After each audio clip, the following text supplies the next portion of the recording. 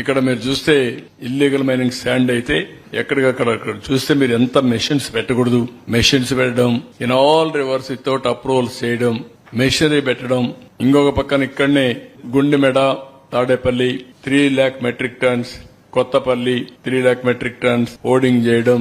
ఇంకొక పక్కన సముద్రం రివర్ పైనే రోడ్లు వేయడం, ర్యాంపులు కట్టడం, ఇవన్నీ కూడా ఇష్టానుసారంగా చేసే పరిస్థితికి వచ్చారు. 1 మీటర్ కంటే ఎక్కువ తవ్వకూడదు, అది కూడా ఎక్కువ తవ్వడం. 23/3/2023లో ఎన్జిటి ఆర్డర్ ఇచ్చి స్టాప్ చేయమన్నారు. 18 కోట్లు ఇంటీరియం కాంపన్సేషన్ వేశారు అన్న జేపీవీఎల్ పైన. ఇంకొక పక్కన ఎస్సీ సుప్రీంకోర్టులో ఇప్పుడు కూడా ఇది జరుగుతా ఉంది. అదే మరి అన్ని చూసినప్పుడు మీరు ఇష్టానుసారంగా కొంతమంది, అందరూ పోలేరు, దందా నాగేంద్ర అనే వ్యక్తి మొత్తం సుప్రీంకోర్టు వరకు పోయాడు. అతని పైన ఎస్సీ అట్రాసిటీ యాక్ట్ పెట్టి జైల్లో పెట్టే పరిస్థితికి వచ్చారు. ఎవరైతే సోషల్ యాక్టివిస్టులు ఉన్నారో ఇది